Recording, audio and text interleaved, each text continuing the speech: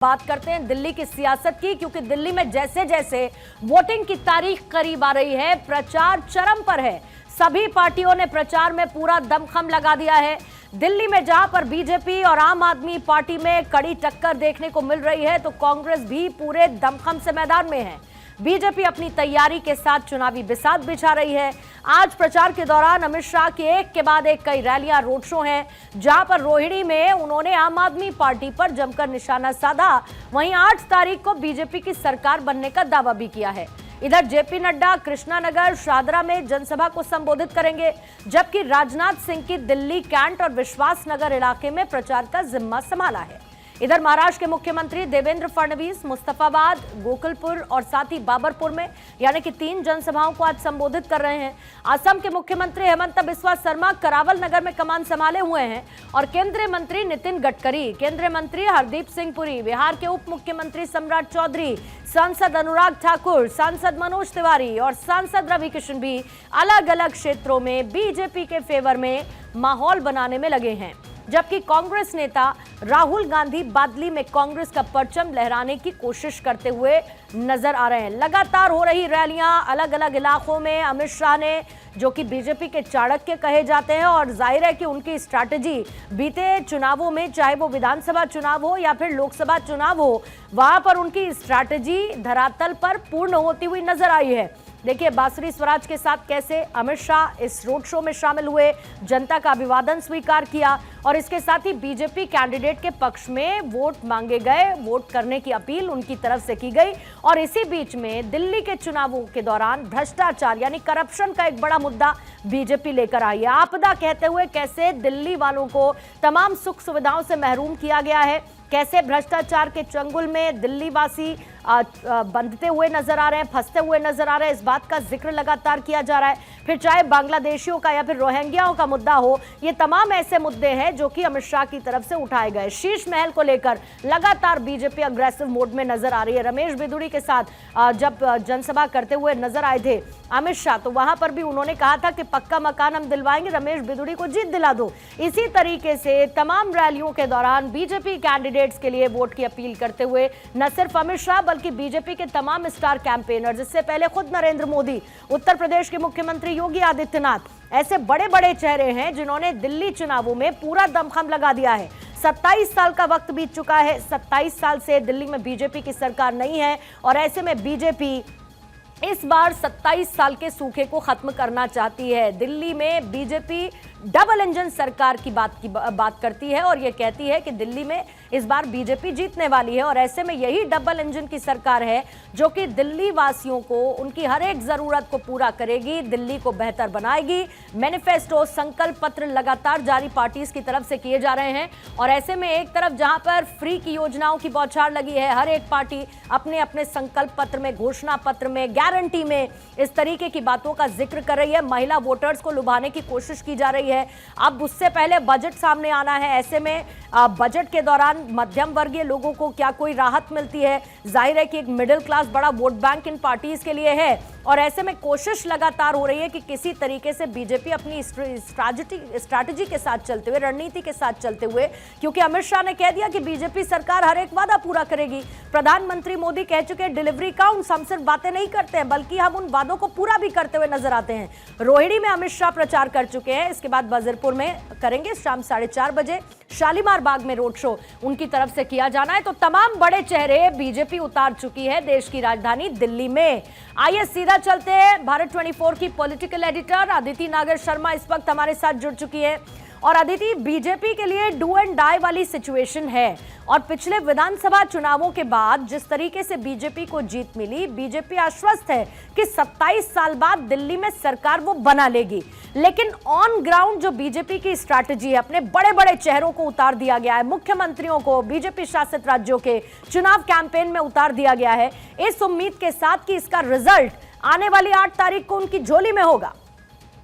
जाहिर तौर पर देखिए, भारतीय जनता पार्टी चुनाव लड़ती है चुनाव जीतने के लिए और यहाँ पर डू और डाई वाली सिचुएशन अरविंद केजरीवाल को किसी भी तरह हराने से लेकर है।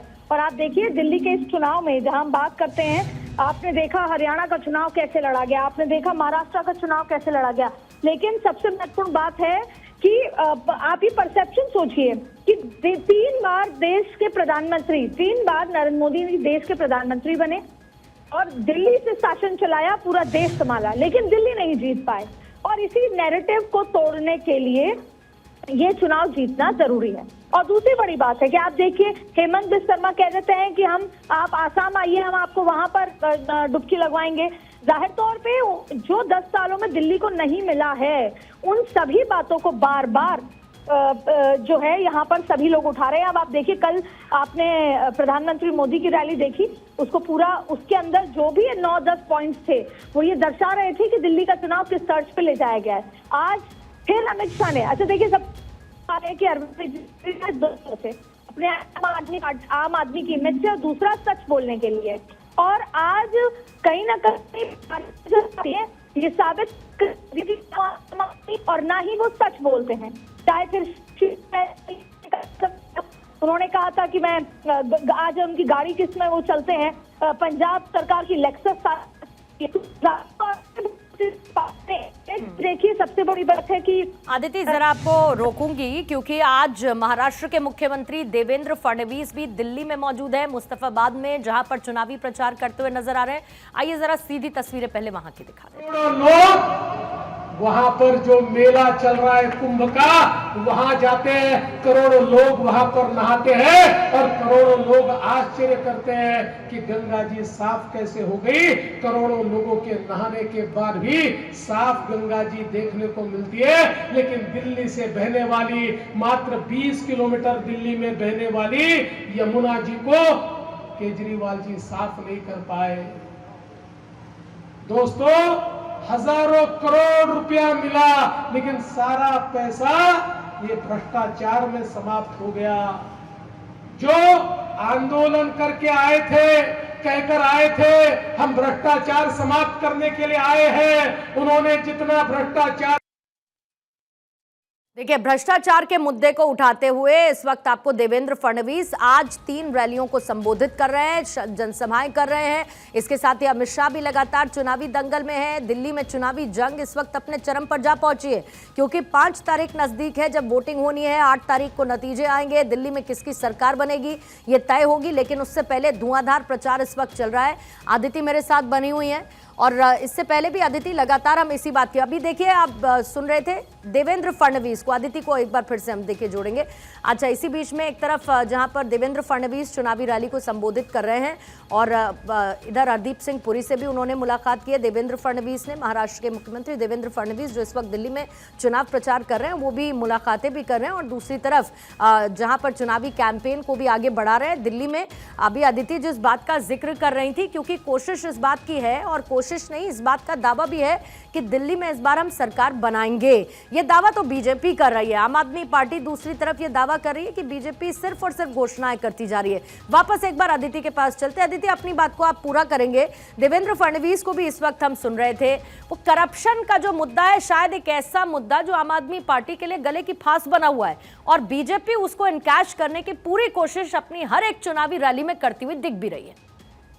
देखिए पूर्णिमा, मैं जितने दिल्ली के अलग अलग जगहों पर गई, मुझे ये साफ नजर आया है कि दिल्ली की जनता को साफ हवा से तो मतलब नहीं है। ना तो वो साफ हवा की बात कर रही है, ना अगर इस पूरे चुनाव में कोई बहुत इंपॉर्टेंट चीज जो अगर लोगों के जहन में चल रही है, तो वो अभी भी धर्म है, फिर जाति है, फिर फ्रीबीज है। तो आप ये समझ सकते हैं कि दिल्ली का चुनाव, देश की राजधानी दिल्ली का चुनाव कहां पर है। और आपको पूर्णिमा मैं आज फिर कह दूं कि आपको अगले बार फिर मास्क लगा के घूमना होगा, इन्हीं ग्रैब 2 ग्रैब 3 लगेंगे, ये तमाम चीजें होंगी, क्योंकि साफ हवा की बात कोई नहीं कर रहा। अब बात आती है कि पिछले 10 सालों में दिल्ली का विकास हुआ या नहीं हुआ। पिछले 10 सालों में यमुना साफ हुई या नहीं हुई। पिछले 10 सालों में क्या पीने का पानी साफ आया, यहाँ तक कि नहाने का भी पानी साफ आया या नहीं आया, इन पर चुनाव हो रहा है। अगर हम दिल्ली के चुनाव को देखें तो भारतीय जनता पार्टी की जो सबसे बड़ी एज है, वो आज भी हिंदू वोट बैंक है। इसीलिए योगी आदित्यनाथ को आप देख लें। दूसरी बड़ी बात है, भले ही कांग्रेस माने या न माने, कांग्रेस सीधा लड़ाई भारतीय जनता पार्टी से लड़ना चाहती है और वो स्टेप बाय स्टेप बढ़ रही है। इसलिए इस बार बीजेपी की बी टीम बनी हुई है। और बी टीम इसलिए क्योंकि अगर वोट कटेगा जैसे की बात हो रही है। आप जिस व्यक्ति से बात कर कांग्रेस की तरफ से भी इलेक्शन कैंपेन लगातार किया जा रहा है। राहुल गांधी भी चुनावी रैलियों को ऐसे में संबोधित कर रहे हैं। हालांकि इसी बीच में ये भी कहा गया कि कहीं ना कहीं कांग्रेस आम आदमी पार्टी को एक वॉकओवर दे रही है। आप याद करिए दिल्ली चुनाव जब शुरू हुए थे किस तरीके से बयानबाजी का दौर आम आदमी पार्टी और कांग्रेस के बीच में बहुत तेज होता हुआ नजर आया था।